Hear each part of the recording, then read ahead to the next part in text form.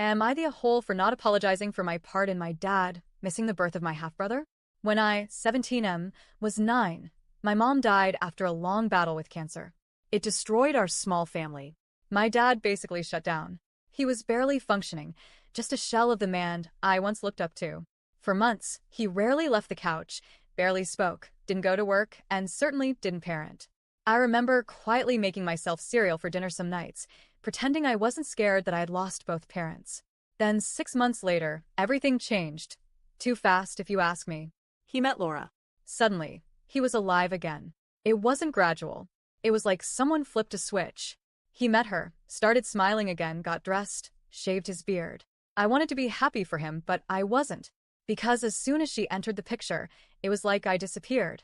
7 months after meeting her, they got married. Not engaged, married.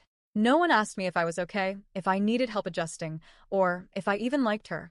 I felt like the last piece of my mom vanished when he put on that new tux and said vows to someone else. By the time I was 11, Laura was pregnant. I remember sitting there as they told me. My dad was glowing, literally glowing, and I couldn't even fake a smile. I stormed out. I didn't even know where I was going, just away. I ended up at my uncle's house. My dad eventually followed me, and for the first time since mom died, I exploded. I told him everything I'd been bottling up for 2 years. How abandoned I felt. How replaced I felt. How angry I was that he jumped into a new life so fast while I was still grieving. He promised me that he would change, that he'd be more present, that I still mattered, that he'd make things right. I didn't trust him, but I gave him a chance. Or, more accurately, a challenge. I told him, if he really wanted to repair our relationship, he needed to give me time with just him, where he wasn't talking about Laura or the baby. Time where he didn't cancel on me because of them. I told him I needed more than one good moment. I needed consistency. I needed proof that I still mattered. Our first 2 attempts were a joke. He took calls from Laura, checked his phone constantly. He barely looked at me. By the 3rd time, I warned him. This was his last shot. Either he showed me I was a priority or we were done. Halfway through that 3rd attempt, he ignored a few calls. I could see him struggling, trying to be present, but also itching to check his phone. Then came the text. Laura had gone into labor. He showed it to me and asked if this was it. If going would mean breaking his promise and losing his last chance. I said yes. That was the deal. He stayed for about 40 more minutes, then said, "You'll have to forgive me one day," and left. By the time he got to the hospital, my half-brother had already been born. Laura never forgave me for that. My dad expected me to, I guess. He kept acting like everything was fine, like we could pick up where we left off. He kept pushing the baby on me, asking me to hold him, telling me how happy he was and how this was the best thing to happen to our family. But the whole time, he never once acknowledged that I had laid out my boundary, and he still left. And then there was the comment. I'll never forget it. I was standing in the kitchen when he told Laura, "I've never been this happy. I've never loved anyone as much as I love you and half-brother." Right in front of me. As if I wasn't even there. I walked out, and he genuinely didn't understand why I was upset.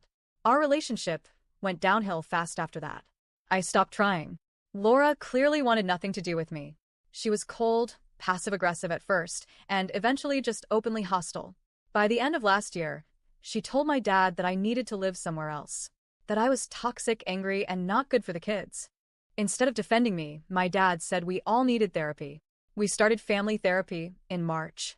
But for months, it was just my dad talking. Laura and I were silent, 2 statues sitting across from each other. Then, about a month ago, Laura cracked. She broke her silence and went off. She said I had forced my dad to choose between being present for the birth of his child and staying loyal to his emotionally manipulative son. She said I was cruel, selfish, and immature. That she kept waiting for me to feel guilty. That I had ruined one of the most important moments of their lives. She blamed me completely. The therapist asked why she blamed me and not my dad. Laura said it was because I manipulated him. That I knew what I was doing when I gave him that last chance.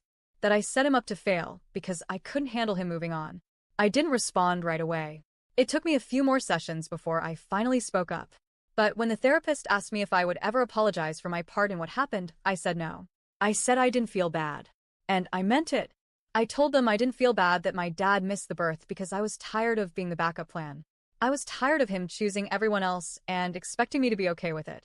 That night just proved he would always prioritize his new life and expect me to just understand. Laura was furious. She said she didn't want me living in her house or near her children. She said I was emotionally stunted, bitter, and that she feared her kids would turn out like me if I stayed around. She called me cold, unfeeling, and accused me of having no conscience. My dad? He just sat there, nodded sometimes, stayed quiet most of the time, still acting like he didn't know how it got this bad. So, am I the a-hole for not apologizing?